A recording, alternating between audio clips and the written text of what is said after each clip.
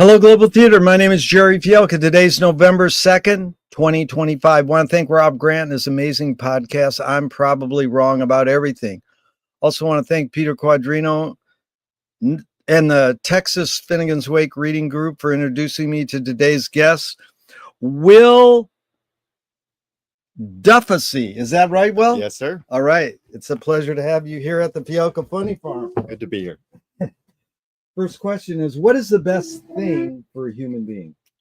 Well, as a pediatrician, I think it's just normal stuff like eating different kinds of food every day and sleeping 8 hours a night, not smoking too many cigarettes. I think that's where it starts. Is just normal, being a human being stuff, and everything after that probably varies person to person. Cool.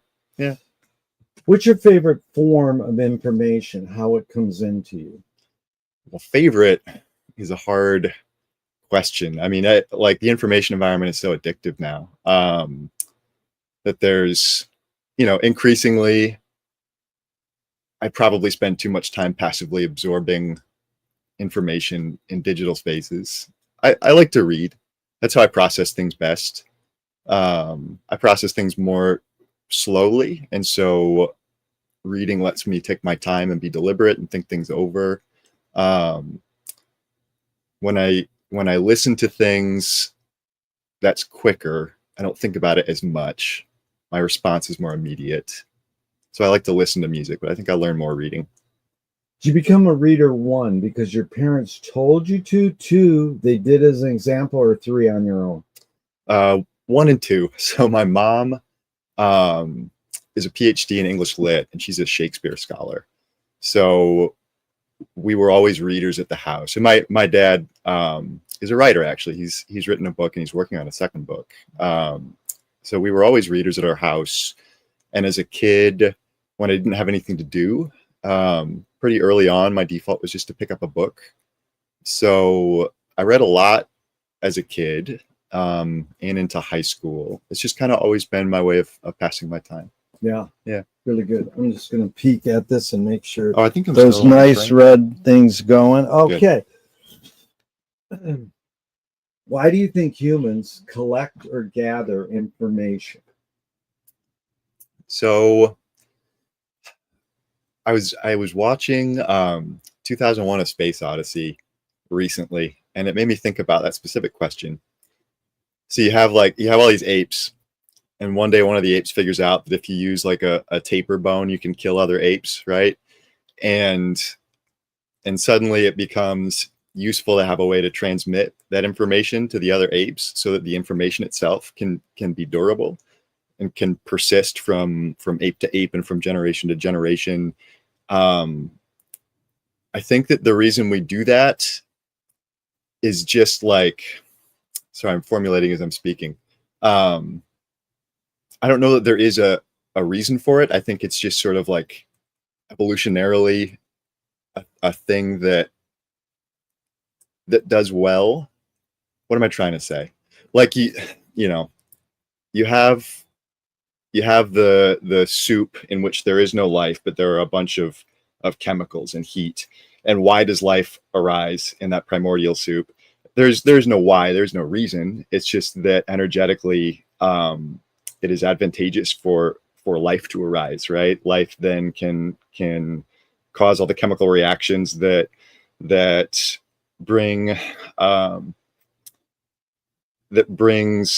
that chemical environment into an energetically stable homeostasis. Like I think that why do human beings talk to each other? It's analogous. There is no why. It's just that in that primordial soup of neurons and apes interacting with one another, you're gonna end up with communication. You're gonna end up with information persisting from generation to generation, just because we are a good substrate for that communication. I think like language is a virus. I think that's basically correct. That it's Burroughs. Yeah, it's what's substrate mean? What's that word mean? Suss that out a little. Substrate is it's like a surface upon which other activities can happen. So like if I'm performing what am I trying to say? So like human It's the beings are a environment? substrate for culture, right? Like a human They're a being, they enable culture to happen. yeah, yeah, or they are the place where culture does happen. You know, in a sense, culture is different from the animal in which culture is living. Yeah.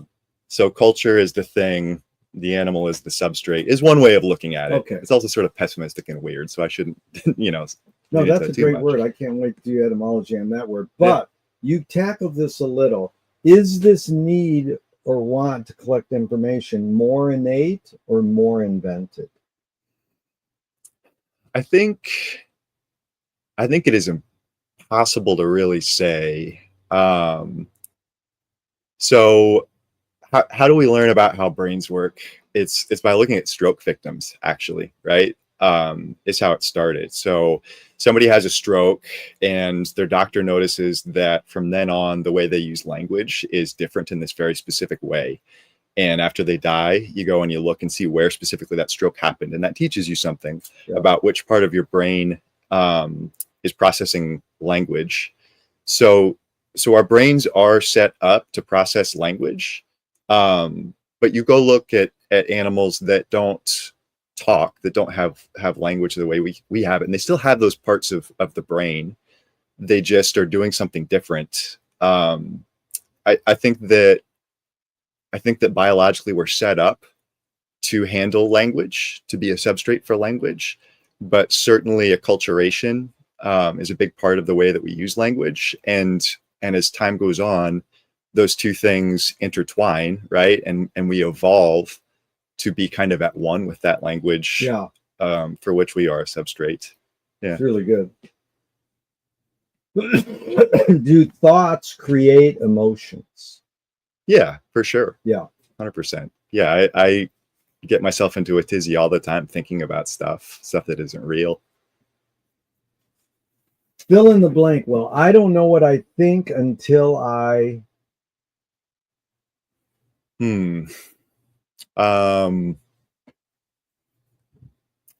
I'm not always good at knowing what I think right away, so I like that question. I think I process a lot passively in the background, and so oftentimes it is about like going and cleaning my kitchen or taking my dog for a walk, and then afterwards suddenly I know what I think. Wait a minute, that could be a great answer. I don't know what I think until I take my dog for a walk. Yeah, that's my answer. You're right. No Making it too one's ever complicated. said that until I take my dog for a walk. That is good. One of my favorites recently was she's doing her PhD on Finnegan's Wake reading groups. Cool. Which is how we met. Yeah. I mean, and she's in Dublin. She's an American. She goes, I don't know what I think until I ran about it for 30 minutes. That works too. It's like, that is a kind of taking a dog for a walk. but McLuhan says, I don't know what I think until I say it. Joan Didion says, I don't know what I think until I write it. Yeah. Yeah. So can humans think without language? I think about that sometimes. Like there are these examples in history of feral children, right? Yeah. So a child that got separated from its family Yeah. and somehow survived in the woods and makes it to adulthood and so has no language. Yeah. And I think that child thinks. I think a dog thinks, but I think that language is almost like a drug. You know, it speeds up thinking. It also changes the way that it changes the form of thought. So I think, but then I think language kind of refines my thoughts is the way I see it. Yeah. Yeah. Chomsky says language is not just words. It's a culture, a tradition, a unification of community, a whole history that creates what a community is. What do you do when language doesn't work? When language breaks down, what do you do?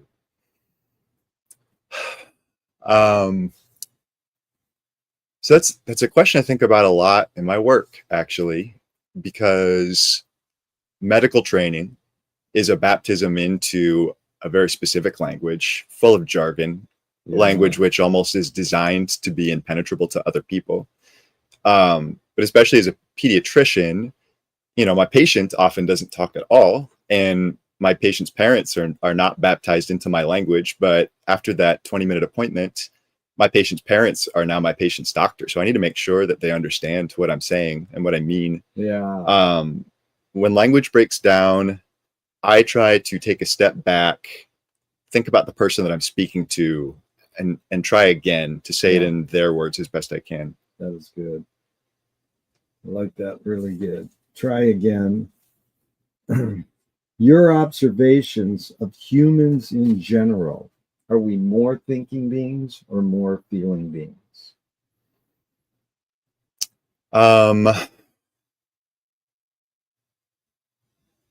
Boy. So that I think this gets into a region of sort of religious thought that always makes me wary and nervous. I think there is a strain of thought that kind of demonizes thinking and analysis as devilry, you know. And James Joyce was aware of this. Like he describes Finnegan's Wake as a beautiful nothing that he sees in the void. When we think and we fail to integrate our thoughts back into our feelings, back into our sensory experience, our thoughts become unmoored from reality, and can lead us in the wrong direction. That doesn't make thought bad. And I'm not sure that feeling and thought are intrinsically separable. Yeah, we I don't have an answer. invented the words. Yeah. So we think we can separate. Right. But we can't really. Yeah. But 80% of people go, oh, we're more feeling people than thinking. And that whole demonizing of thinking is interesting, what you touch on. Captain Beefheart said, I had too much to think.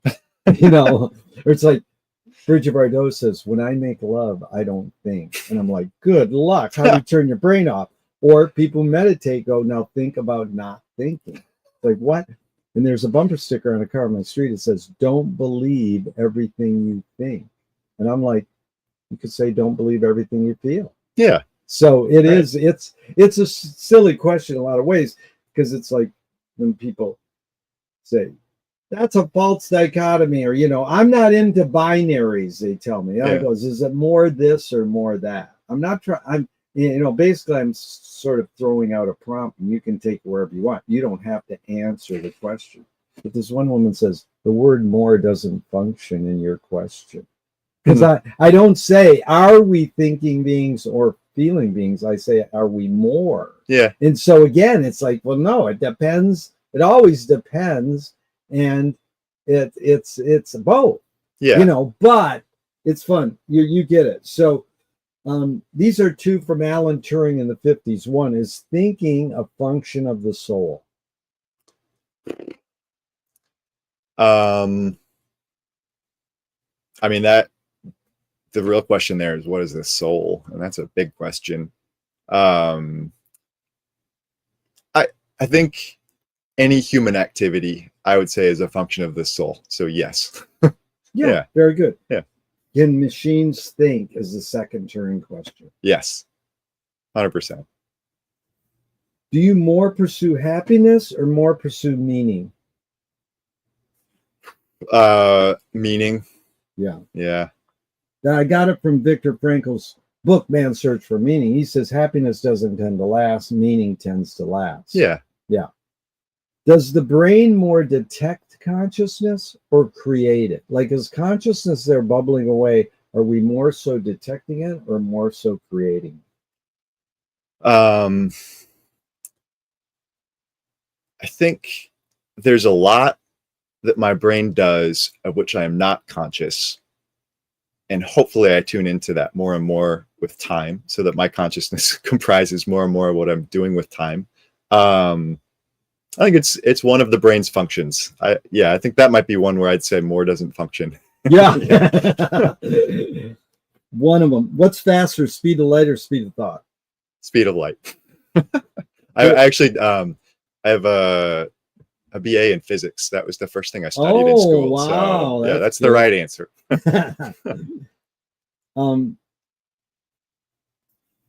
Audre Lorde, the poet, says you can't dismantle the master's house using the master's tools.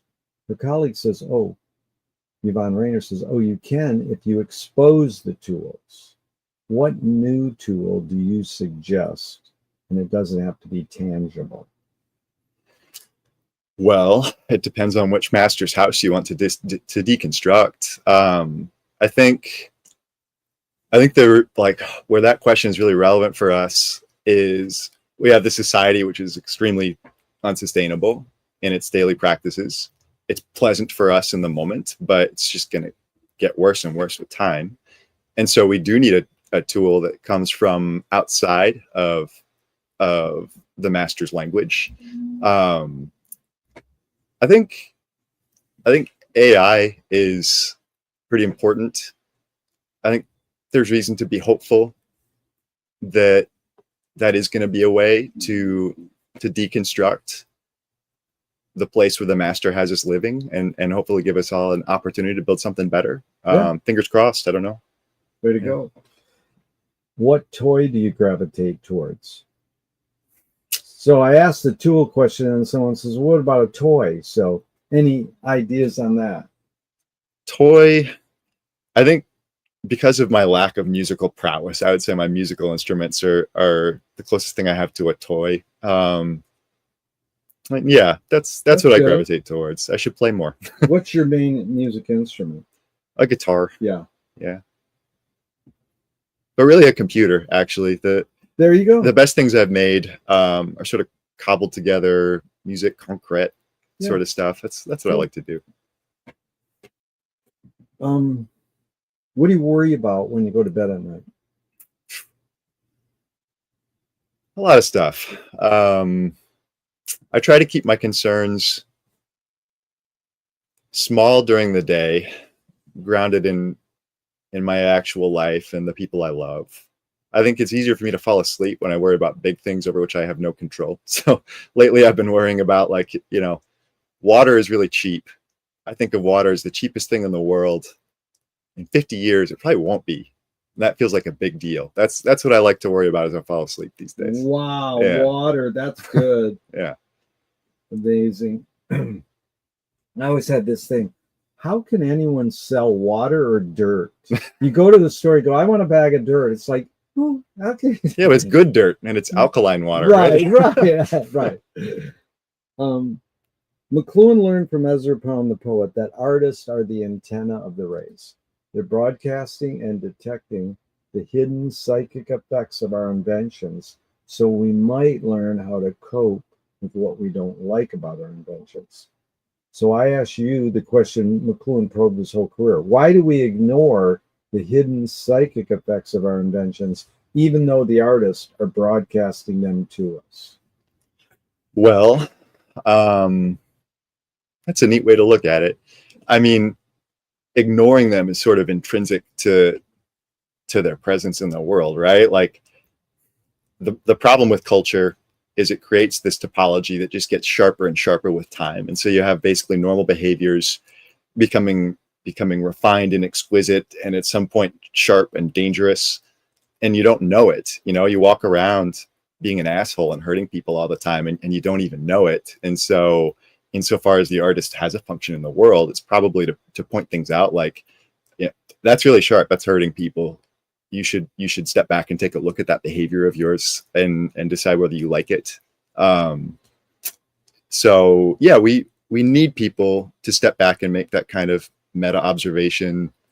Otherwise, we have no way to regulate ourselves, I guess, or at least no societal collective way to regulate ourselves. Yeah. It's interesting because there's a line in a Zappa song: "Watch the Nazis run your town. Now go home and check yourself. You think we're singing about somebody else." That's like sort of blatantly shoving it in your face, but it just goes by so fast. It's just a musical lyric that, how many people are they ignoring the message, or are they like, whoa, I don't want to hear that song again?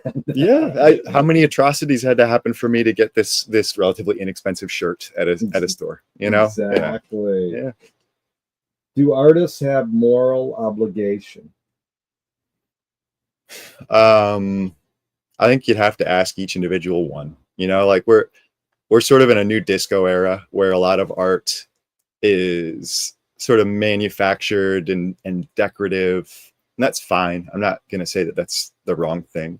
For me personally, art is more interesting when the artist does feel an ethical obligation. I think that's what makes Joyce so interesting. You know, he's not an entertainer. His stuff is not very entertaining, but he feels compelled to make it. He feels some kind of ethical obligation. And for me, that the question that makes his work interesting is like, what is that obligation that he feels? Why is he doing this? Yeah. Yeah. But what's the difference between ethics and morals? Is there a difference?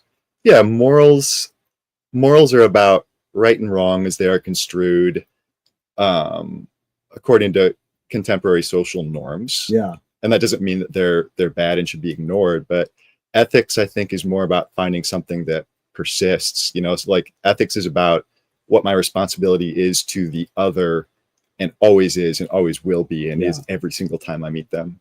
Yeah. Are you more afraid of new ideas or more afraid of old ideas? New ideas. Yeah. Yeah, that's where ideology comes from. You know, someone comes up with a new idea and it seems to explain everything. And so everybody invests everything in this new idea, and it's this runaway train, and eventually it crashes and something terrible happens. You know, old ideas cause problems, but at least they're subject to regulation. Yeah. Yeah. Can you conjure up your earliest memory ever, or one of them? It's like, memory is so interesting because you can have these memories, and then later you realize when someone tells you that story that that's not really my memory. It's a story someone told me about myself, or maybe it's a story someone told me about someone else. I do have this memory of getting into a cupboard and pulling out pots and pans, and then I found a picture that corroborates that memory. And so I'm pretty sure that that's real. Wow. Yeah. Is memory more a curse or more a blessing? It's a blessing. Yeah. I was reading Ann Carson recently, and she has this question like, what, I'm not going to come up with her language because her language can be better than mine, but like, what is your moral compass? And the answer is the past is my magnetic north. You know, like, you can't only look to the past. Memory isn't the only thing, but memory is profoundly orienting for me. That's beautiful. Tell me someone within your immediate family who had an impact on you, and what specifically was the impact? Yeah, all of them. I love my mom and my dad. Well, just summarize. What's the main thing you got from mom, and what main thing you got from your dad? My dad is someone who makes durable things. He built probably the most beautiful home in Colorado, in my opinion, and he built it pretty much with his bare hands. That was what he was doing when I was in high school. And he wrote a book, and so he makes things that are still going to be there when he's not there anymore. That's something I admire. I want to emulate. My mom is someone who feels and thinks.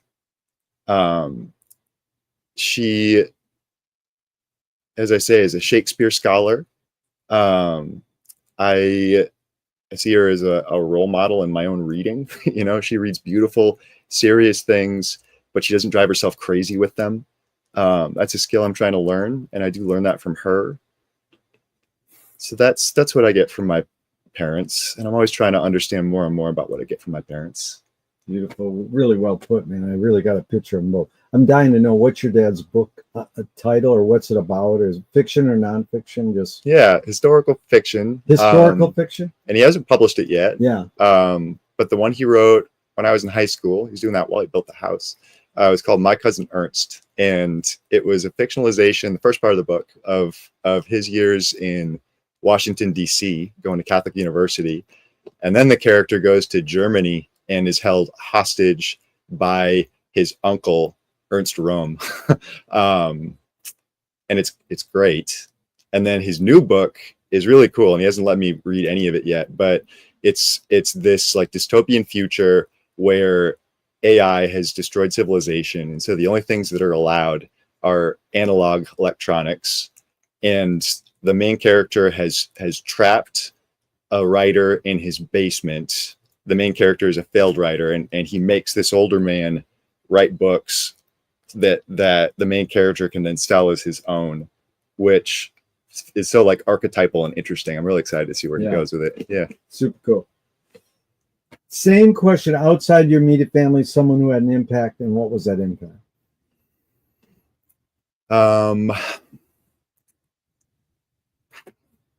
There's so many, it's hard to pick one. I think I'll pick I'll pick a group of people. I taught high school for 3 years in Chicago, and that was profoundly orienting for me. And so my students are people that I think about every single day. I have to be careful. It's a little hard to talk about. So I did Teach for America for 2 years and then stuck around for a third year. And Teach for America takes college graduates who are not on an education track and places them in schools that need teachers, often in low functioning public school systems. So I was on the south side of Chicago at a high school that people were doing their best, but kids did not graduate with the skills that I graduated with, just because the system was so dysfunctional in so many ways and for so many different reasons. And my kids were 100% Black. Colorado is a pretty white state, so it was like this radically different environment for me. And it just taught me a lot about identity, about being an American. It has a lot to do with who I am today. Did your parents raise you a particular religion? Yeah, I grew up Catholic. Yeah, me too. And so, do you pray? I do, and I try to make it to Mass. It's something that for a few years was not as much a part of my life, but I think, we were talking about language. The Catholic Church is beautiful because it is this like coherent inheritance, cultural inheritance, spiritual inheritance. It is like pretty much everything cool that happened for 2,000 years, at least in European culture, all accumulated into this one cultural body that you can just look at and examine and partake in. And sometimes it's a little bit like it's a project to make sense of what that means spiritually. And I'm sorry, I'm wandering off the beat. And my parents are going to watch this, so I also have to prepare answers. No, you said you pray, and that's cool. You suss it out a little. Things will come back around. Don't be sorry. I appreciate your time, and you're really articulate and concise. Well, this is good. Do evil people? No, I forgot. If God exists, what would you like God to say to you after you die?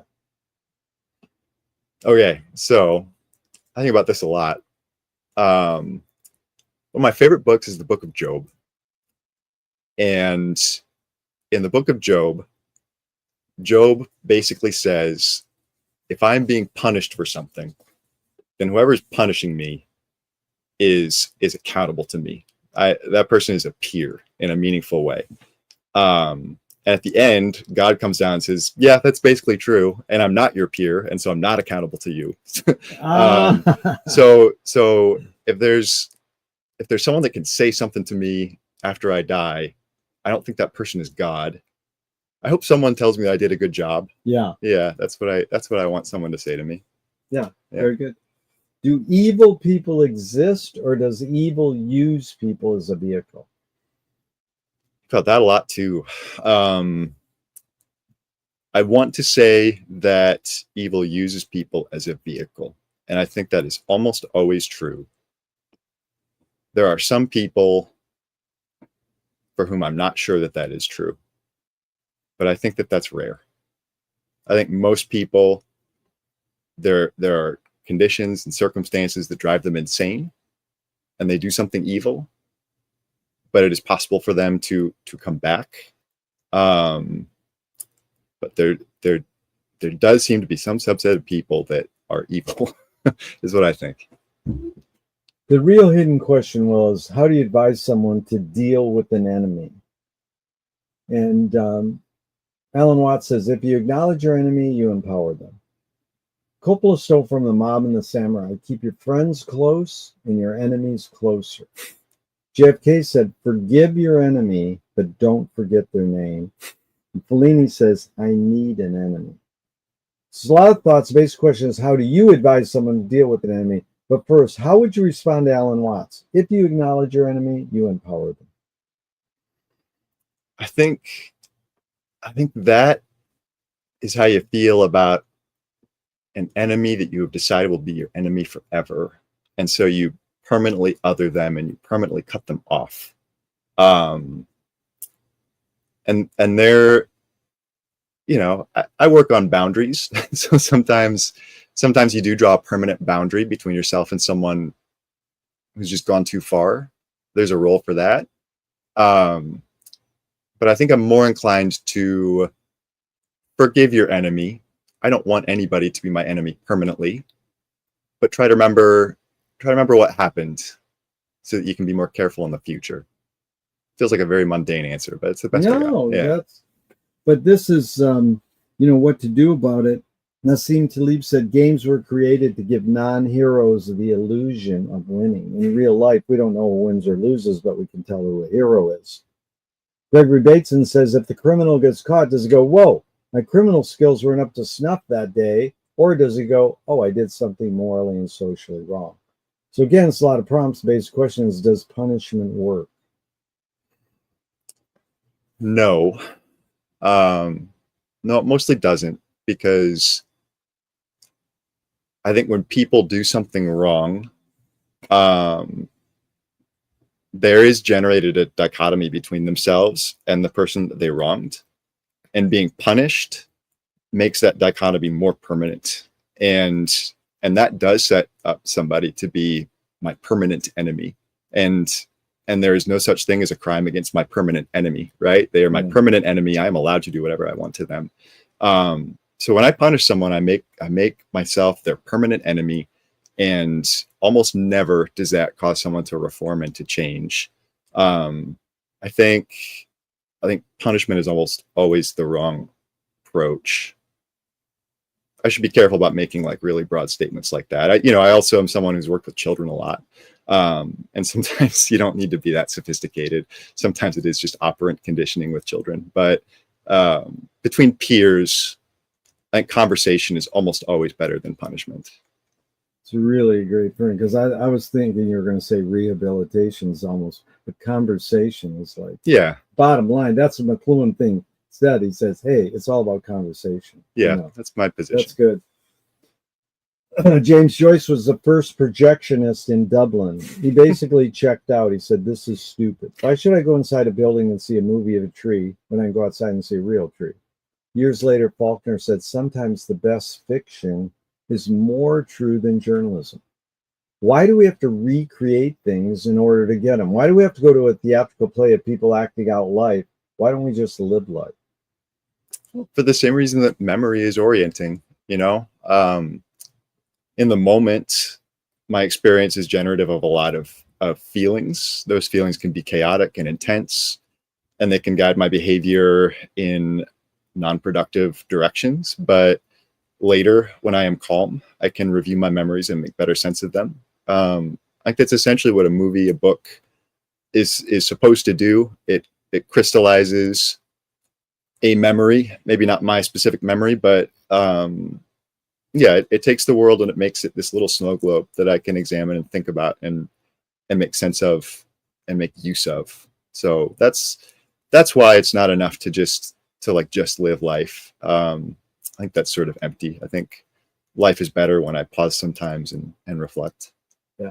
Snow Globe was pretty good, dude, because if you consider Citizen Kane the greatest film ever made, the whole thing is rosebud, and then the snow globe falls out That's of his beautiful. hand. Yeah, and that's How'd you exactly get snow globe out of that? that's exactly what Hearst fails to do, right? Like Yeah. he fails to learn from his past. He is always accumulating more and trying to make his present more intense. And the entire time there is this snow globe that he should have stopped and looked at, and he didn't. Yeah. That is so cool. Snow globe. Okay. Tell us the tipping point, Will, where you kind of pursued your callings in life. I mean, your calling is a medical doctor, but you already told me you were studying physics before that. So what are you studying in high school and college, and where did you go? That's my calling. Where's that tipping point? I wish that I had more of like a vocational answer, but I have been more like a Roomba, just kind of bumping into things. Mean? It's like that little robotic vacuum cleaner, and it bumps into walls. ROOMBA. ROOMBA. It's a Roomba. Okay, Yeah. Go ahead. Yeah. And have you ever seen one of these things? Like the way it learns how to clean your house is at first it just like goes in straight lines until it bumps into a wall. It does that over and over. Eventually it learns the landscape and eventually it stops bumping into the walls, but it doesn't have a plan. It just knows that it's supposed to learn and it's supposed to clean. So yeah, in high school, I was not, I was a good test taker, so I did all right, but I wasn't a very motivated scholar. I thought physics was cool, so I studied it, but I found that the work that a physicist does is very divorced from other people. And for me, that's not very motivating to do something alone that nobody else will ever care about. So I decided to try teaching. And that I was very passionate about, but it is very hard for me to control other people. And so to be in front of 30 people and to force them to do what I need them to do I'm bad at that. And so it was very stressful. So I thought, okay, I like working with other people. I like taking care of them. I am smart. I'm not very good at controlling them. So how can I do this in a more controlled space where my talents can actually do work? And so I applied to medical school and I got in. And you sell your soul when you apply to medical school, so I'm $250,000 in debt. This is what I am now stuck doing. The Roomba doesn't have any more opportunities to bump into walls. But that's basically 8 years to be the doctor. How many years? Yeah, 4 years of school, 3 years of residency. So 7 years to be a primary care pediatrician. On your own, and you're not, 7 years. Mm-hmm. Okay, that was good. So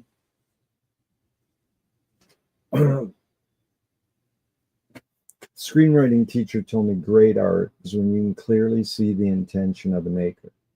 Kubrick says the opposite. Great art is when you clearly not see the intention of the maker. What role does intention play in your creative process as a doctor? That's a good question. It's a hard question. I think when you are working within a system, which is true for any work, but I think especially for artists and especially for doctors, when your intention is not there, the intention at work is the intention of the system. And hopefully the intention of the system is basically good. In medicine, it sort of is, but it's also got this parasitic profit motivation attached to it that can be demeaning to people. So when I'm not paying attention, I am an extension of the system. I am a limb of the system, and it does a reasonably good job. When I am paying attention and my intention is directed at the specific person in the room with me, I usually do a better job, but a less efficient job. And so it's a balance. Yeah. Yeah, you have to allow the intention of the system to work, which is, I think, what Kubrick is saying. Yeah. Or like David Lynch, like I'm just going to put a bunch of crazy shit on the wall and see what it tells people, and I don't want to tell them anything. That is interesting and it does something, but I think it can't be all that. Yeah. I think a person does have to allow themselves into the process as well. Really? And I'm trying to find that balance. It's a hard balance. Really good. Yeah. You answered it in a way, but Duchamp said there's no art without an audience. How much are you thinking of your patient in that process? Because you dividing that with system was amazing. Yeah. When you said I'm part of a system, it reminds me of my mom. All my aunts were nurses. My mom would give me samples of medicine when I was in college. So all the kids are, you got a cold? Oh, I have here's some quercetin. Yeah. So that was like the system, right? Yeah. Hey, we'll push our drugs on you and you can give them out to anybody.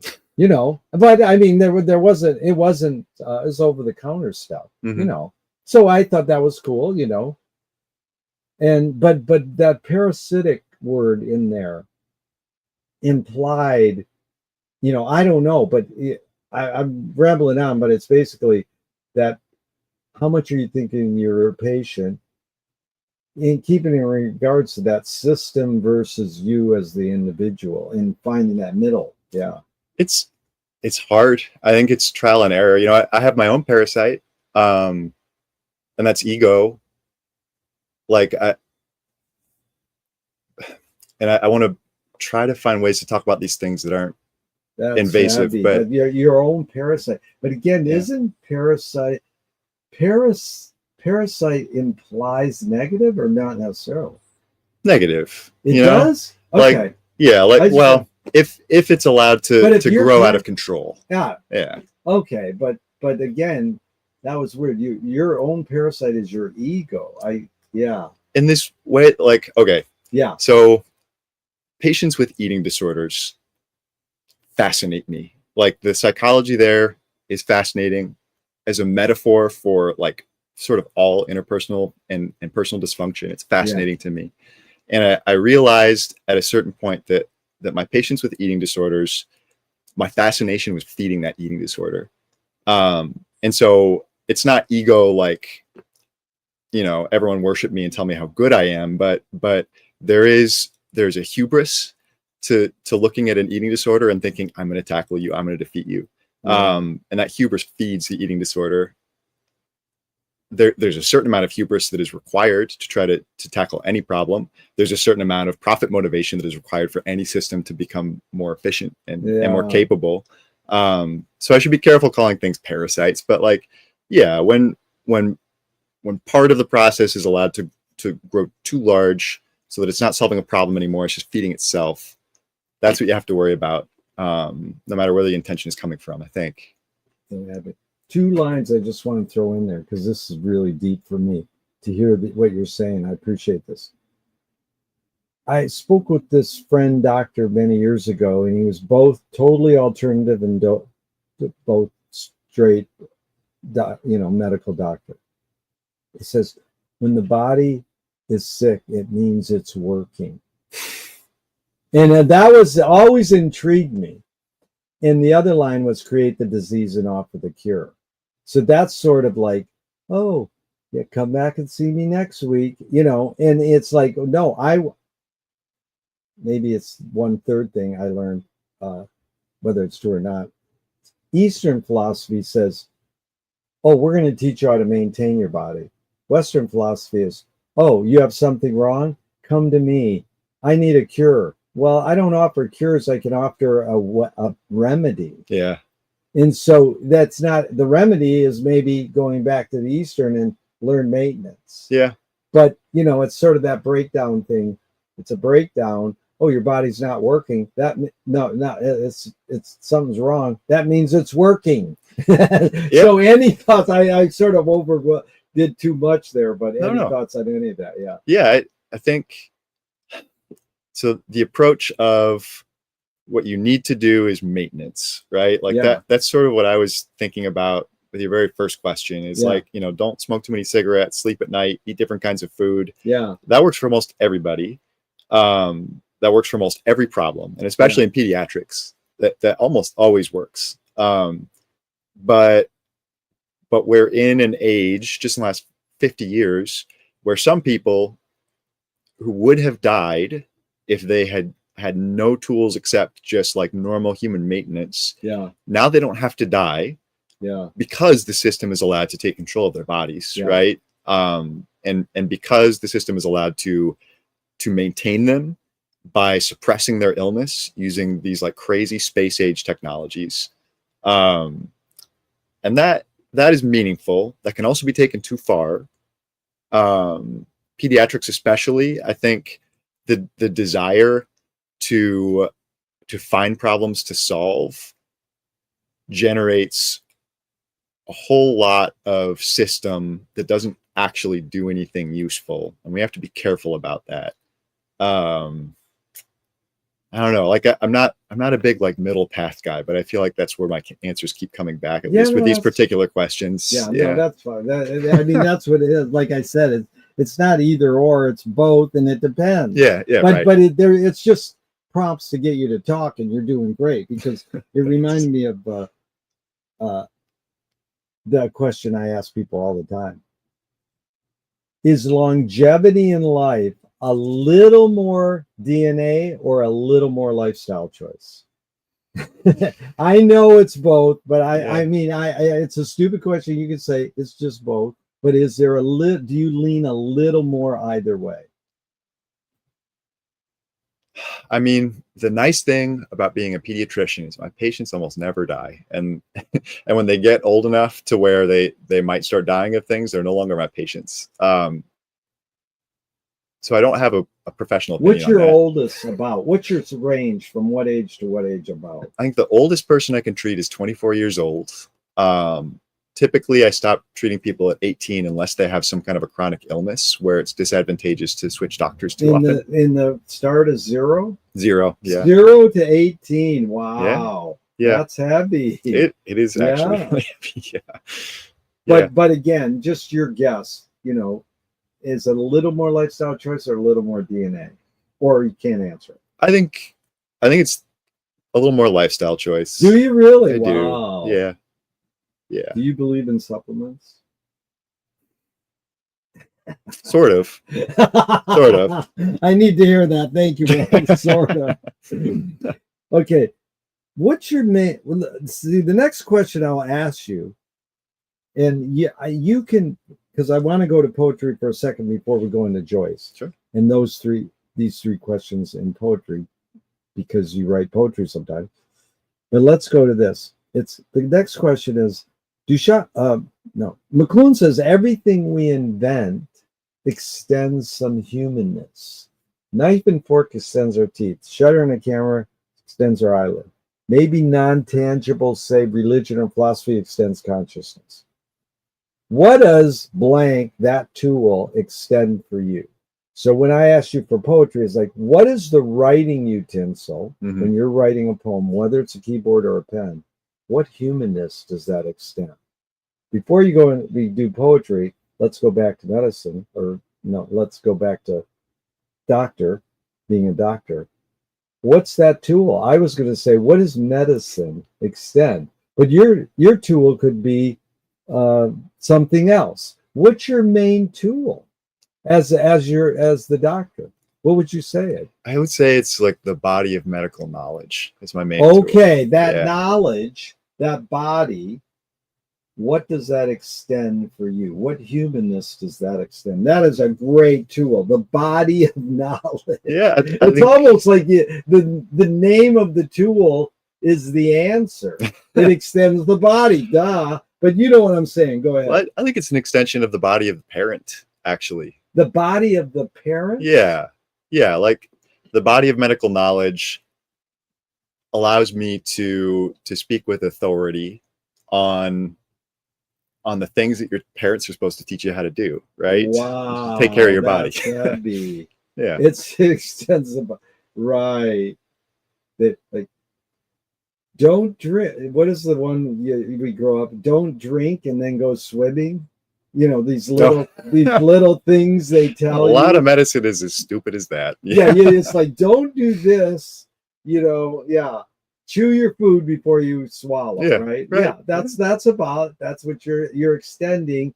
That's not like folklore. It's like taking a teaspoon of castor oil. What do they call that? Or not folklore, but it's anyways, it's those little things you read in women's magazines, like, from years back. Yeah. Like, do this. Yeah. That's good. Okay, now in poetry, let's do the three. First, what role does intention play in your creative process when you're writing a poem? A frustrating one. So you mean it extends frustration? Well, because, okay, so take a step back. My favorite painter is Clifford Still. How do you spell his last name? Still. And if you ever go to Denver, there's a whole museum which is just his stuff. Yeah. Because he compulsively painted the same things over and over his whole life, refused to sell any of it. And then his widow tried to get a city somewhere to build him a museum just for his stuff. And Denver, for no particular reason, said, okay, we're going to do it. And so you go there, and his stuff is very abstract. You would like it, I think. And it's all just him. It's only him. Wow. Only his stuff. It works. And you see it in, like, you see one canvas in a museum, and it doesn't mean that much, but you see it all together, and it becomes this window into the soul of a person. And oh my God, I got completely off track from my original thought. What was I using? So why do I like him? I saw at the SF MoMA, they had a few of his canvases in a room, and he had this line they put on the wall that the function of his art is that you look at that art and you see that, okay, there is at least one other person out there. Like, at least Clifford Still is really out there. I think that is the function of intention, is art, in art, is when I can discern the intention in a piece. I can discern that there is another person there. There is a soul out there besides only my own. It is a way to kill one's own solipsism, to discern the intention in a piece of art. But when I try to start from intention, it is really hard to generate anything.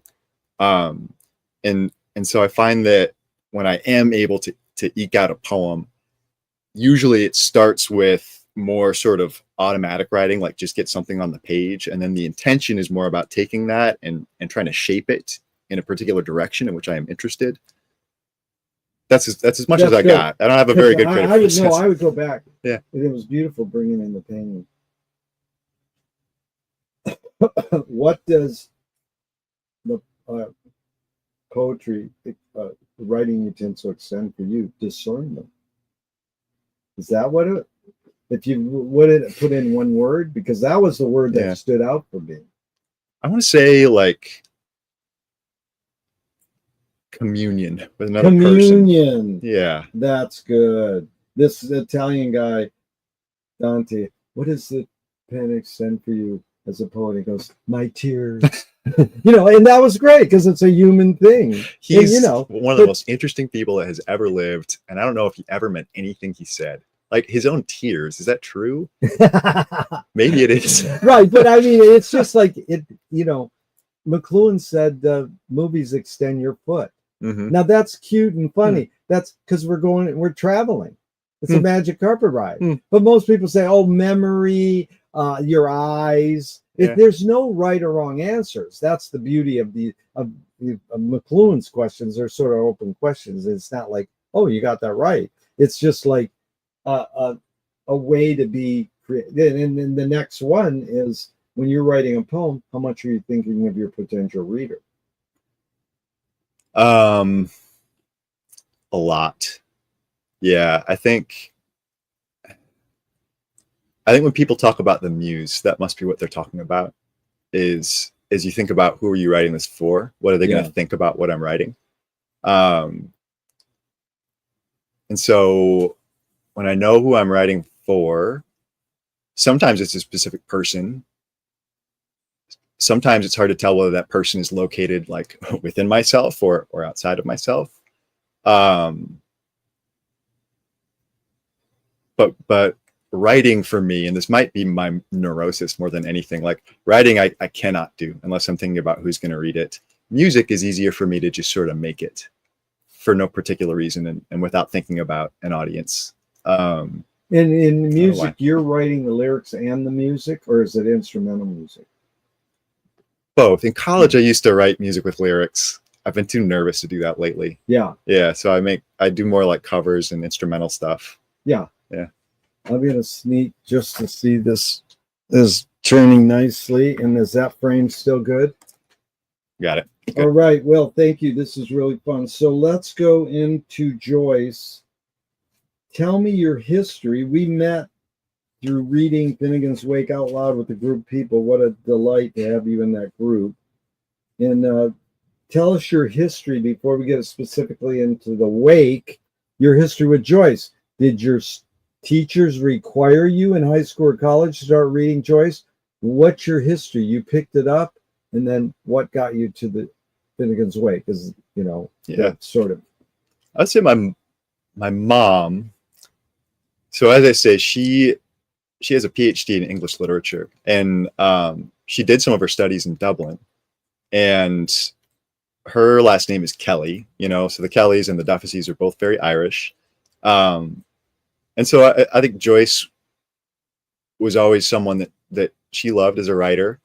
And I wanted to, it was in high school when I read Ulysses the first time. I wanted to read something hard for my own vanity. Say, oh, here's a book you might read, or they're telling you in class, we're going to study Ulysses? Totally. Never. No, I never studied Ulysses in it. Never in a class. She said, hey, this book, Ulysses? Or yeah. She just said Joyce. She said, oh, check. In high school, I was just aware of it as like, high schoolers are all very vain, and so I was, and I knew Ulysses was the hardest book, so I read it, and the first time I liked it, but in high school you don't understand anything that you read, no matter who wrote it. I read not it a couple even more times. Catcher in the Rye. Maybe Catcher in the Rye, but not really. No, we don't even understand. No, when you're 14, you don't have any thoughts about anything, and so you cannot make sense of someone else's thoughts. Well, you ever read The Book by Alan Watts? No. That's the book you give to your kid when they're like 14. Okay. Yeah. Okay. But anyways, I sort of totally get you. It's funny. Yeah. No, you don't even get not even Confederacy of Dunces. No, that was great. So go ahead. You don't get it, but you said you read Ulysses by yourself, and you weren't using guides or anything. No. No, I got through it the first time pretty much by myself. I read it a couple more times over the years, and then during COVID, I think everybody during COVID picked up a hobby, and so I decided to read Ulysses, but like really read it with guides, or just with guides, with annotations, with everything. And it took me a long time, and my copy of Ulysses is like covered in notation. Yeah, I really got it that time. Yeah. And I had been through my medical training, like I'd stopped reading. But it was that same thing with Clifford's. Well, you stopped reading fiction. Well, isn't in medical training, don't you have to read a lot? You read fragments of concrete information on a computer screen a lot. Wow. Yeah. But you are reading, but it's nonfiction. Yeah. And it's fragment. Yeah. It's like reading Finnegan's Wake. I mean, if you're not careful, it's like reading Finnegan's Wake. But I think what the difference with Finnegan's Wake is, so I read Ulysses. Yeah. And COVID was a very lonely, isolating time for me, even though I was working in the hospital, but you never see people's faces. I wasn't really seeing family because my family was elderly and I couldn't talk to them, for fear of getting them sick. But okay, I read Ulysses. I read the hell out of it, and I do discern a person there, and that meant a lot to me. Kind of like discerning that person in Clifford Still painting. And so then I decided I'm going to read Finnegan's Wake. Wow. And so no experience with other Joyce. It was just Ulysses. Well, I read Portrait.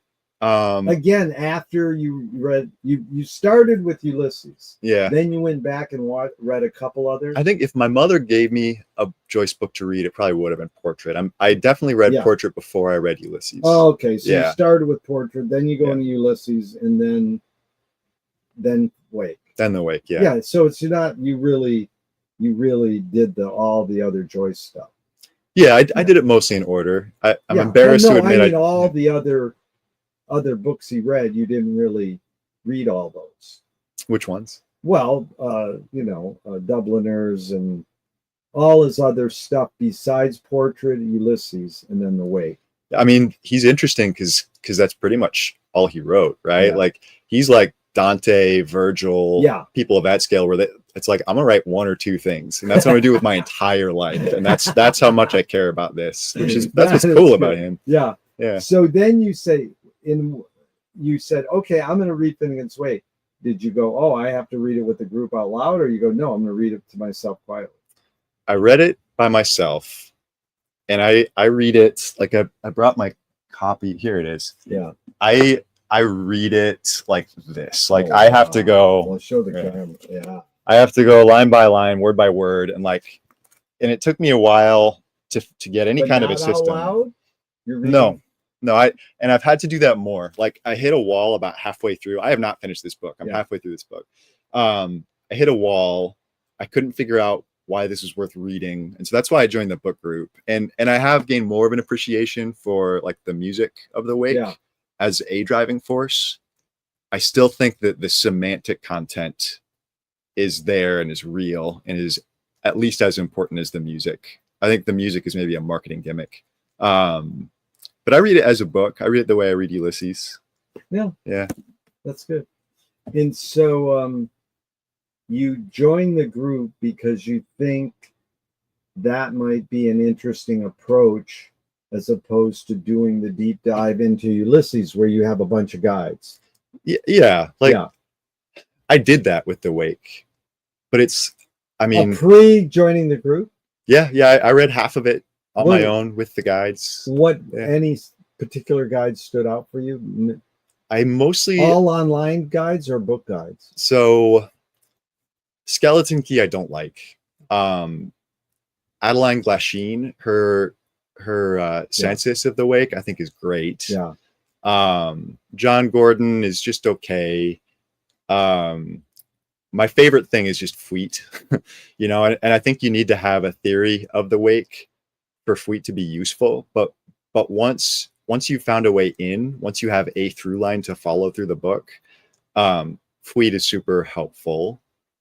I think early on it's useful to get the summaries from guys like Joseph Campbell et al. But what about Roland McHugh? Annotations. No, I think probably all of those are in Fleet, and I just use Fleet. I interviewed the Fleet guy. Really? Check this out. He put all of Roland McHugh into Fleet at the beginning. Then he started taking some of Roland out. So midway, I'm kind of guessing 20 years ago, I'm saying to everybody, well, is Roland McHugh in Fleet? And they're all like, it's got to be.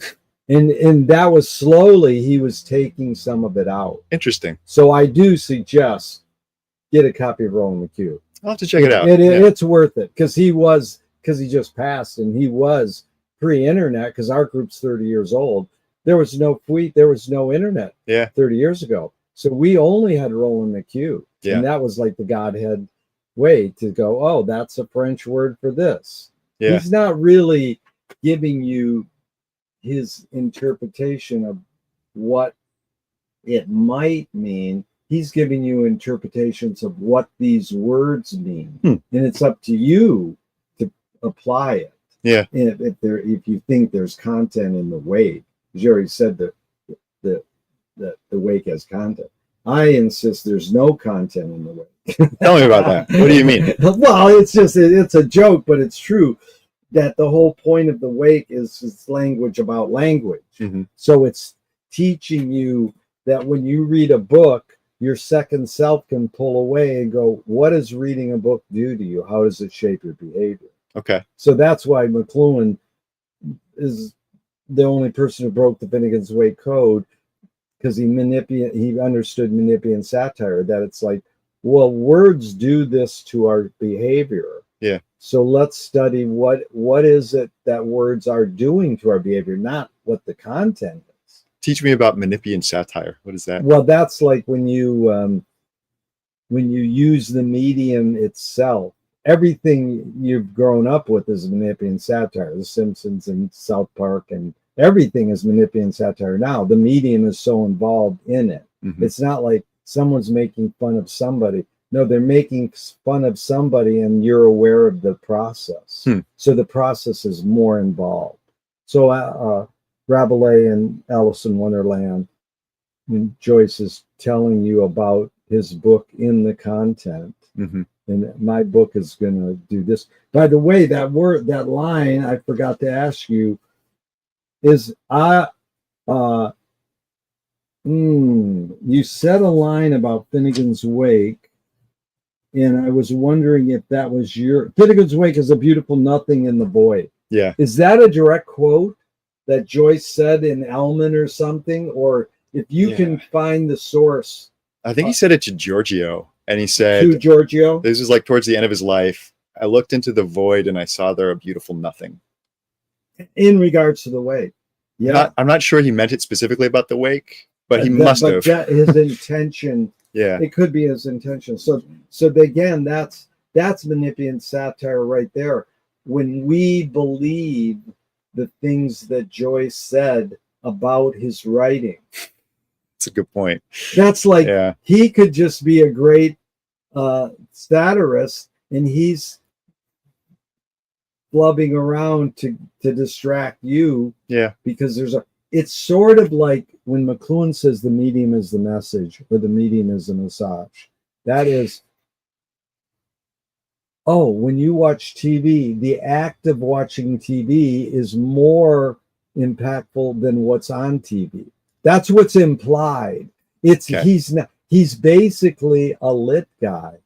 He said, no, the words are important. Of course they are. Yeah. But he's overemphasizing the medium to get you to pay attention, because T.S. Eliot said, the watchdog of your mind. When you go to rob your neighbor's house and the dog comes out, the guard dog goes, rrr.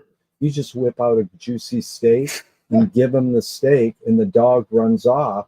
Good. And then that's the watchdog of your mind. That juicy steak represents content. Yeah. That's what we go for. We go for content. When you go to a movie, they go, Will, did you see the new movie? Yeah. How was it? It was okay. Pretty good character development, good background music. You're not saying, there was no problem parking before the movie. The popcorn was great. There were no cell phones flashing in my face. You don't tell them in general the environment that you watch the movie in. Yeah. I watched it on my cell phone on an airplane. It was great. Yeah. I watched it in a big movie theater with a full house. So that's the form. It's basically form and content. Form and content are both equally important. But McLuhan was emphasizing form to make you think about it. And Joyce was too. Yeah. That's where Marshall got it. Joyce is overset. So he's like, this book's unreadable. And I think, and I see what you're saying. That's the bullshit thing. Yeah. It is an unreadable book. So what? Mm-hmm. What's the point of reading an unreadable book? So you can figure out what reading does to you. Why do I want to do that? I already know reading makes me happy, and it lets me, time travel. I think. Okay, so here's my question for you. Yeah.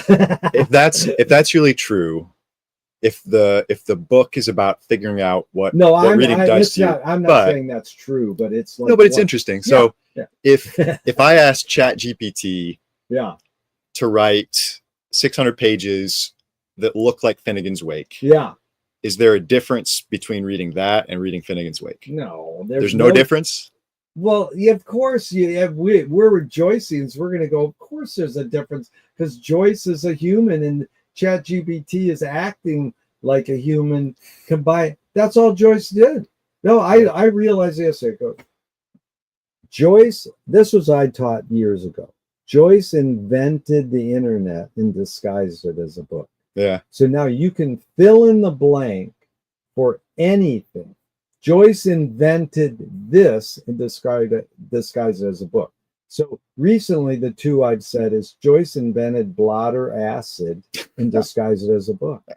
See, you can really trip if you know the psychedelic experience and you're at a pinnacle in a Finnegan's Wake reading club, and it's like tripping. It's great. And Terrence McKenna will tell you that. anyways, people don't know what tripping is. Like one kid said to me once, "Oh, you ever trip?" He goes, "No, I left that for my dad to do." I goes, "You're a smart kid. You don't need to. You can just read." The other one was Joyce invented the thumbnail in YouTube and described it as and disguised it as a book.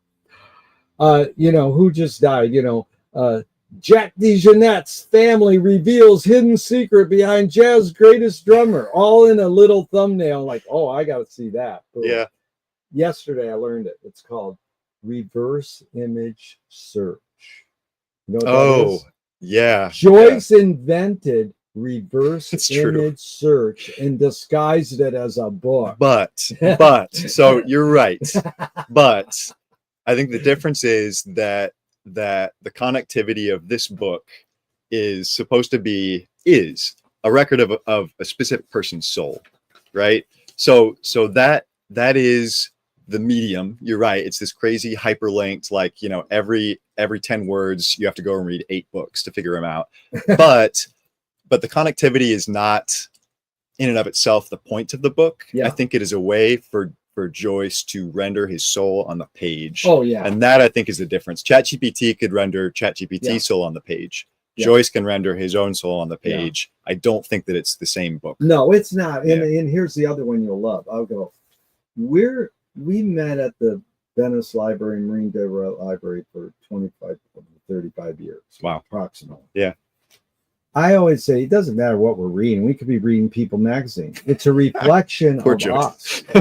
And people go, this is better than People magazine. No, I mean, Joyce said at one point, how'd you write Finnegan's Wake? He says, I didn't write it. The people at the coffee house wrote it. Yeah. So I'm just listening to them. Yeah. So, I mean, of course it's, the Joycean scholars, well, why don't we just switch over and read People magazine?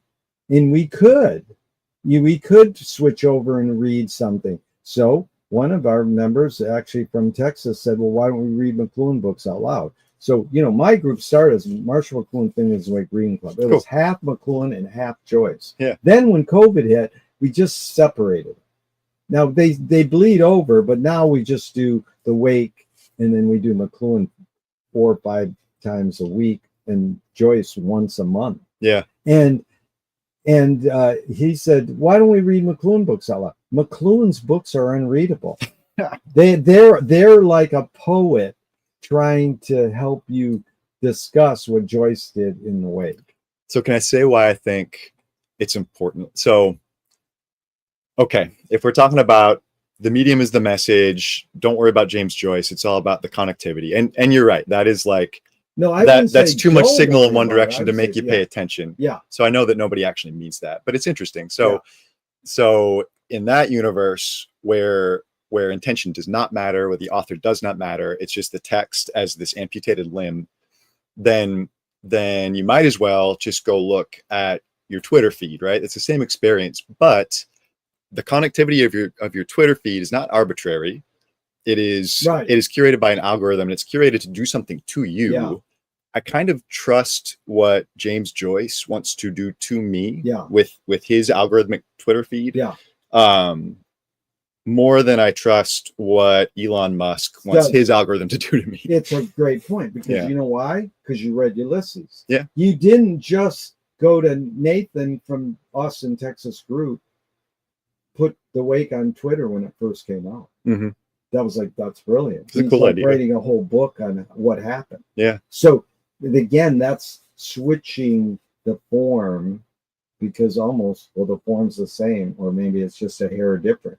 But that's now, so you led perfectly. And I love your word connectivity. That's based in the word connect, finding a commonality between humans. That's what you mean by connectivity. Well, I mean a commonality between texts, but I think that the important thing about a book is the connectivity between me and the person that wrote it. And you and the person that wrote it. But there's 3 things. There's the book, there's the author, and then there's the reader. Yeah. There's 3 things happening there. And that's a funny thing. When you have the reader be a group, like a hootenanny or a choir in a church, and they're all, what do you do when you're reading, singing in church? Yeah. You're reading together. my reading of the Wake is way less incestuous and What's like incestuous mean? like so Blake has this line, I'm not going to get it right, but still waters breed reptiles of the mind. And I read half the Wake all alone, and it got to the point where it was just this bog, and Yeah. it became boring. But since joining the club, Yeah. that bog is now refreshed by Oh, by yeah. all these like incoming springs. Yeah. And so my reading is less like intra incestuous, you know, just this thing which What if increasingly you is all mine. never started never reading it alone? That you read Ulysses by yourself and then you jumped into the Wake like Joyce kind of intended, read it out loud with a group of people.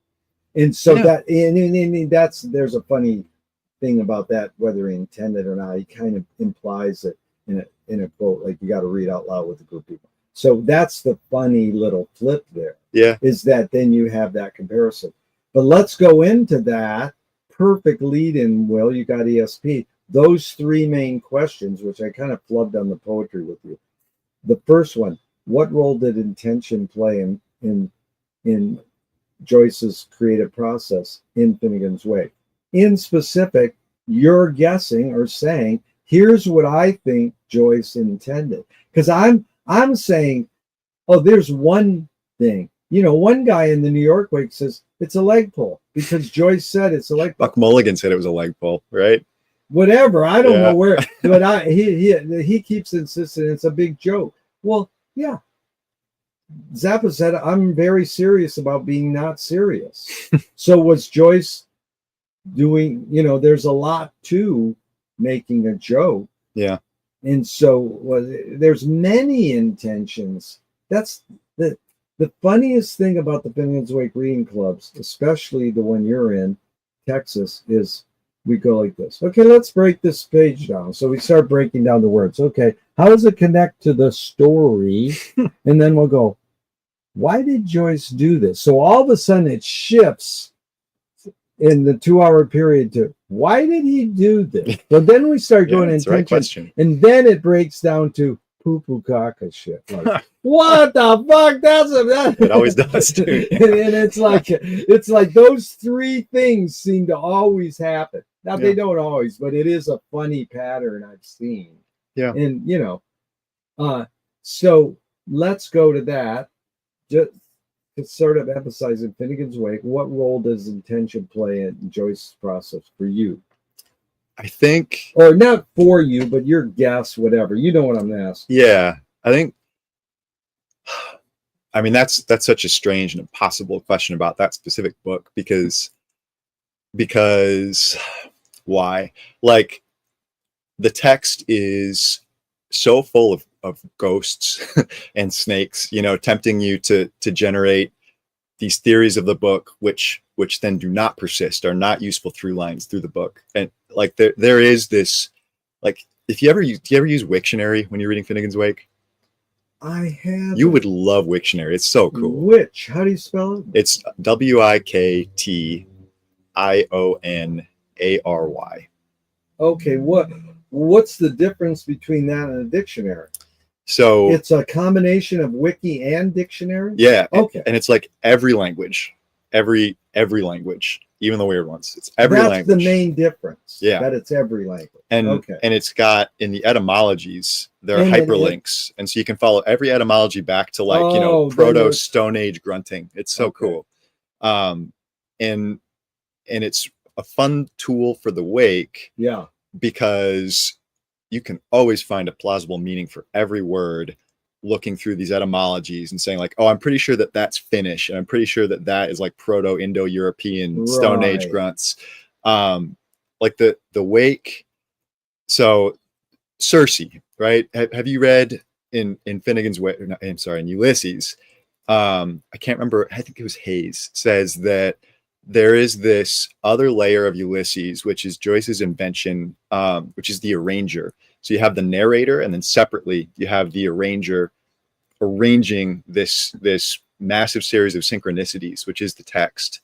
And I think Circe is where the arranger, like, takes the reins and is in control of the text. Yeah. and Joyce clearly is interested in the way that this arranger entity is sort of there in every book. Every book contains these weird synchronicities that engender a semantic content in the book, which it's not clear that the author intended for them to be there, but they're there. And so the wake, on one level, is pure intention. Like this guy is pounding out every single word like he's beating gold into ornate shapes. Like every word, Joyce fully intended for that word to look exactly the way it looks. But by the construction of the book, which is just this mishmash of ideas and myths and characters and languages, the arranger is just as present, right? And so the book is loaded with these crazy synchronicities that certainly Joyce did not intend. And so there is this second ghostly intention in Finnegan's Wake that I think Joyce wanted to be there. I think that's what he thought was interesting. Why he thought it was interesting, why he wanted it to be there is a question you can probably get too silly if you think about it too much, but it's an interesting that's question. Good, because there's two things. It's like if Joyce was here, go, are you happy that Quark helps people justify the wake? Like the science, he goes, I hate that they did that. We don't know how it. The other one is great. I don't think you met Marcin. He's an architect in Canada who used to come to Austin Wake. He's brilliant. What question would you ask Joyce if you could?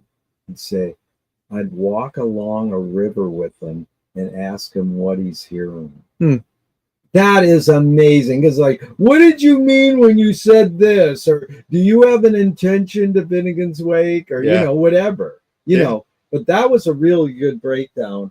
And I wanted to tell you, it's interesting because these people, these visionaries, mavericks, whatever you want to call them, artists, they can shift. And McLuhan's basically 22 books from 1940 to 1980. Mid-career, he's on the cover of Newsweek and Famous and Woody Allen films and all this. He updates and abandons his sort of sketch maxim. He changed the medium as the message to the user is the content.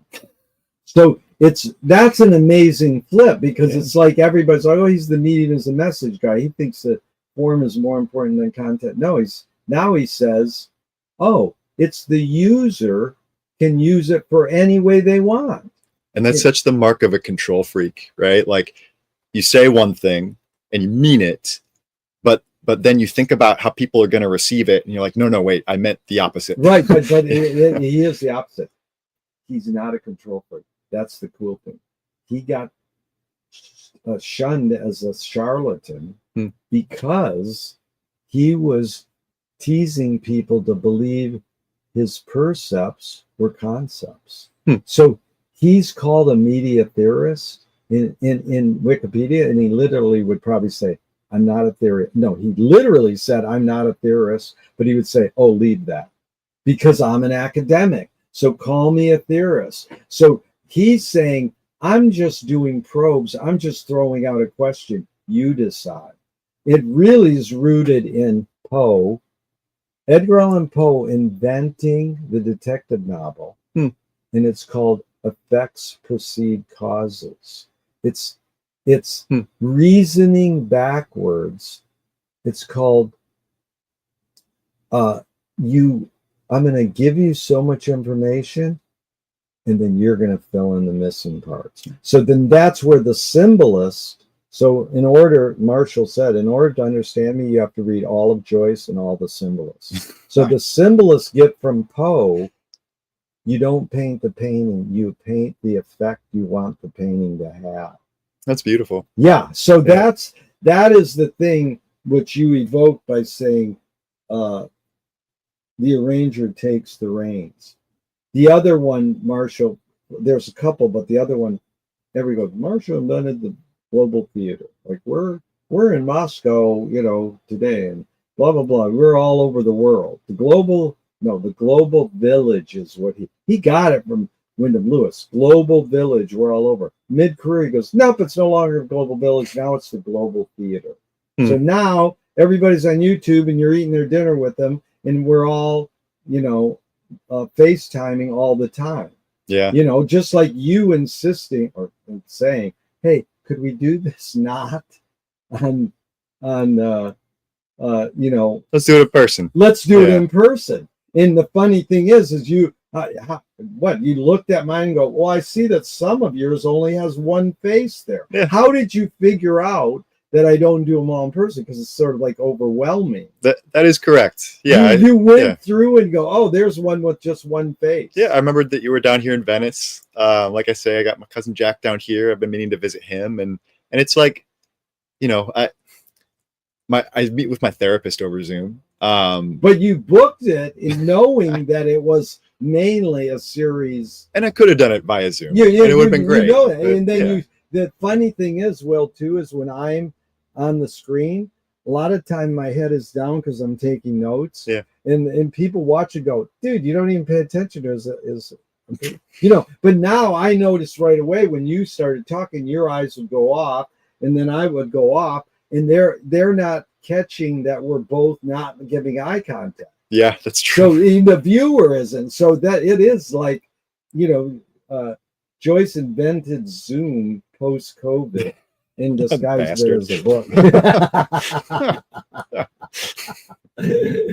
Aretha Franklin wrote a song many years ago, Who's Zooming Who? Everybody, always, all the time. Yeah. Okay, so then the second one is, what role did the audience have for Finnegan's Wake? How much was Joyce thinking of his readers when he was writing the Wake? Well, that's a really interesting question. I mean, I think he was obsessed with what his readership would think of it because he knew that they would hate it, right? Like the woman who is he paying knew him, that they would hate. Yeah, because he would show it to him and they'd be like, this sucks. Why are you wasting my money? And he wanted so badly to show them why it was worth his genius, why it was worth 17 years of his life. And he knew that they would never agree. He knew that they would always think it was stupid, and they were right. And I think that is why it is so twisty and convoluted and obsessive, is because he chose this impossible project. I am going to convince Harriet Shaw that this is a good book, and she is never going to agree with that. And that itself is going to be generative of the text on some level. Yeah. I mean, he told people, like, his line was, oh, you're supposed to just read it for the music. Like, just read it out loud. Don't worry about what it means. That's stupid. That's a stupid thing to waste 17 years of your life on, is to just like implant your Irish accent onto the page for no reason except to make people listen to it.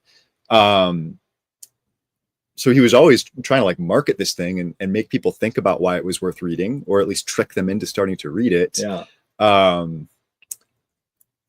Yeah. Obsessed with his audience, but he also wrote the least accessible thing anybody has ever written. Yeah. He did it on purpose. And it's crazy. Yeah. Yeah. And again, that's the funny thing is McLuhan's favorite line is, the Balinese have no word for art. They do everything as well as they can. So is the important thing about making art having an intention, or is it you just make it? And you do it as well as you can. And you do it as well as you can. And even if you do it shitty, like I make art and I purposely, guy goes, you're just throwing shit on the wall and hope it sticks. I go, damn straight. I don't even care if it sticks or not. I love that. I'm going to remember that. You do it as well as you can. Yeah. I think that's right. It is quite an amazing line. And then you can search where Marshall got it. Some guy, India. And then one of the musicians I interviewed, he goes, well, that's what the New Guinea musicians say. They don't have a word for music. They just play it. So that's like, Bukowski says that's too. He's like, I didn't try to write a poem. It just is. And it happened. It's like Beckett saying, it's not about something. It is something. Yeah. So that's, well, no, he sat down and he, I mean, there's a Milan Kundera line I could read here that's really it in so many ways. It is unbearable lightness of being. The reason why I love writing is because the character I'm writing about can go further than I can. Well, that's romantic. You mean if I take a pen and write a character on the paper, how can that character go further than I can? Well, then you're going to romanticize it and talk in metaphor or whatever. But how can it go further? Well, there's nothing, I think, more applicable than the wake. He just throws his gobbledygook down, knows that it's not gobbledygook, but it's sort of fake gobbledygook. It is, yeah. And there's like 4 layers of faking. Yeah. And then it goes a lot further because these people are like, man, I'm reading this into it. Could you see Joyce at a Finnegan's Wake reading club disguised, in disguise? Yeah. And watching it? Like, we had a guy from Ireland show up at our wake group probably 25 years ago. He had the typical red nose alcoholic Irish dude. He watched us read it, and then he goes, do you guys believe this shit? And how do you answer that question, man? And it is an amazing thing because it's like your hesitation, once you're kind of awakened, there's nothing that budges you.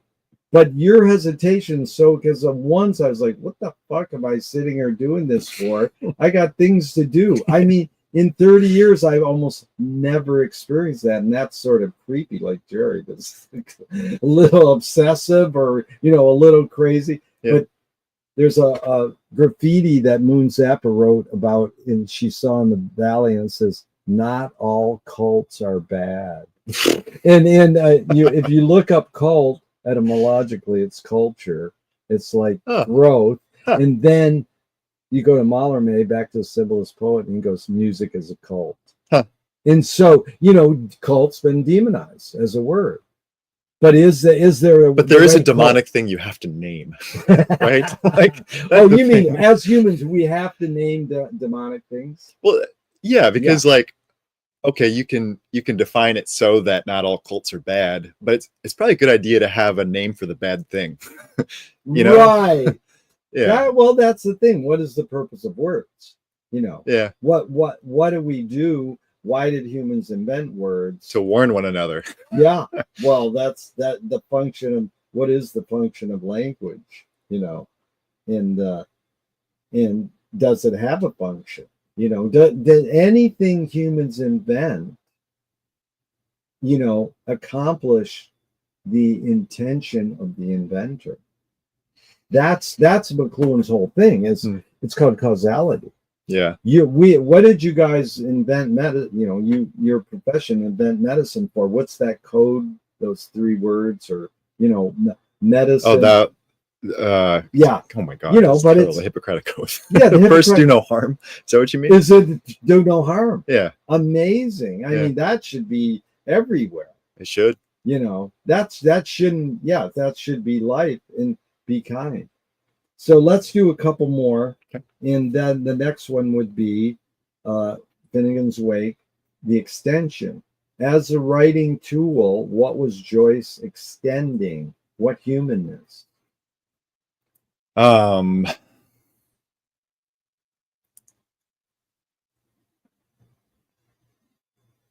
mean, it's like, it's such a weird book, and it's hard to compare to any other book. I think that's a uniquely difficult question to provide just one answer to. Like, my current reading of it, and I go through phases and I cycle through theories. My current reading of it is that it is an extension of his arguments with his wife. Wow, that is good. That it's like so Dante's project was to help people examine themselves. He told Congrande that he was trying to teach people how to pray. Like, he wanted people to be able to root out the sin from within themselves, if they wanted to. And I think maybe Joyce was doing something similar. Like, he looks at his life. He and Nora love each other, but they aren't very happy. other than being a world famous author, Joyce otherwise has pretty much ruined everything. And so I think, kind of like the exiled Dante, Joyce wants to show you dysfunction and disease, so that you can escape it. You know, the Finnegan's Wake is a circle. Nobody in Finnegan's Wake escapes from suffering. You know, you've got the cycle of birth and death. That's where you're stuck when you are suffering. And so the wake, and I don't want to be too pessimistic because there's also joy in the wake, but it is a photograph of suffering.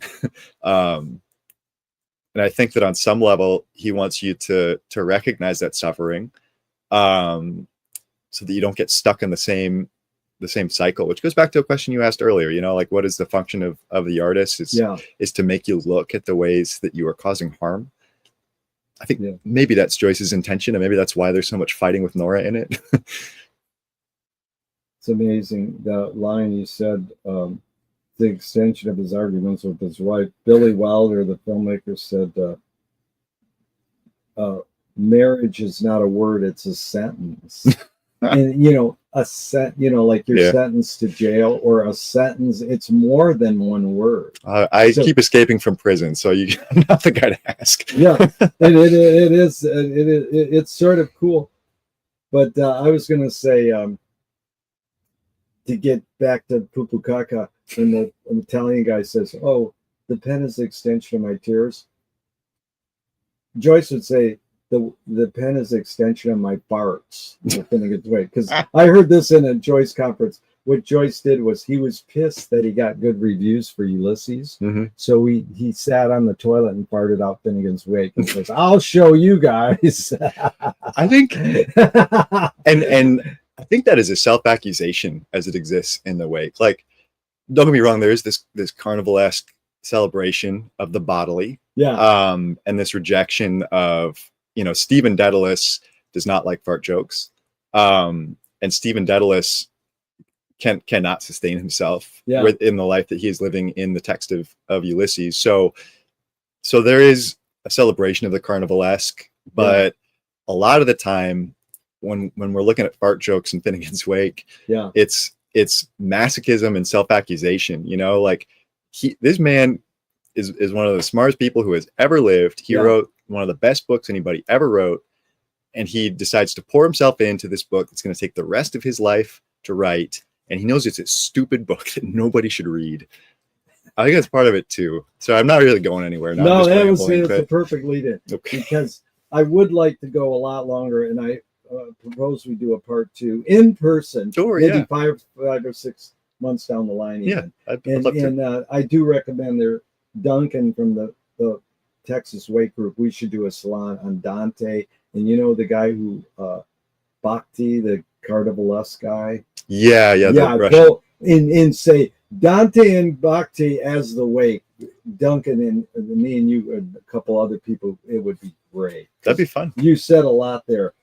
This is simply the line that Hellman said, "We are learning to be Joyce's contemporaries." Now, that's an interesting line, because I like that studying Zappa, he also said, all times are happening now. It's called all at onceness. Joyce kind of says the same thing. All times are happening now, all at onceness.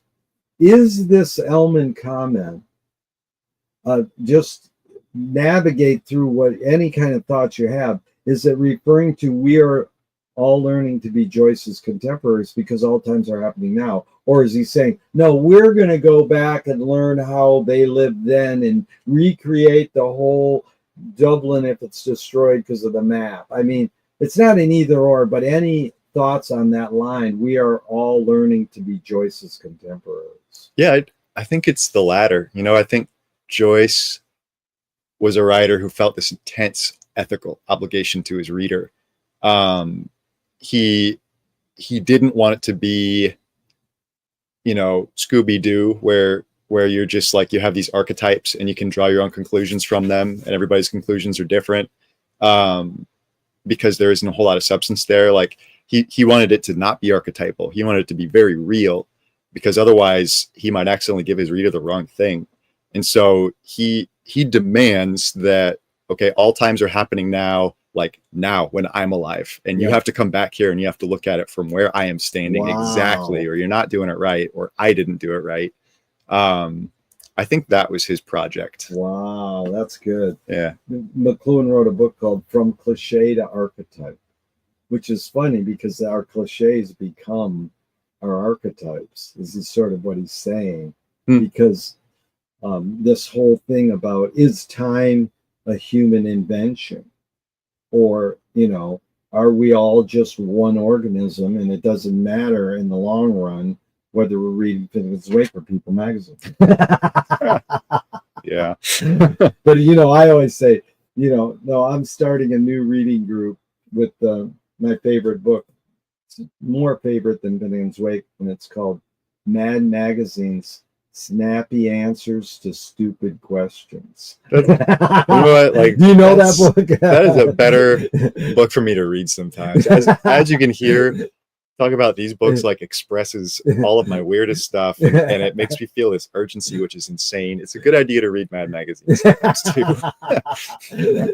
And you know, they're so rooted in Manippian satire. That is, if you were saying what is Manippian satire, it's Mad Magazine. Yeah. You know.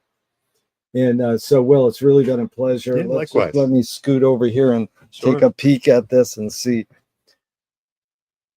1 minute and 41, 1 hour and 41 minutes. Thank you so much. That was really fun, Thanks, Will. And I'm going to come over here, and I hope this never ends and we keep talking forever and ever, but I'm going to hit this end stream button.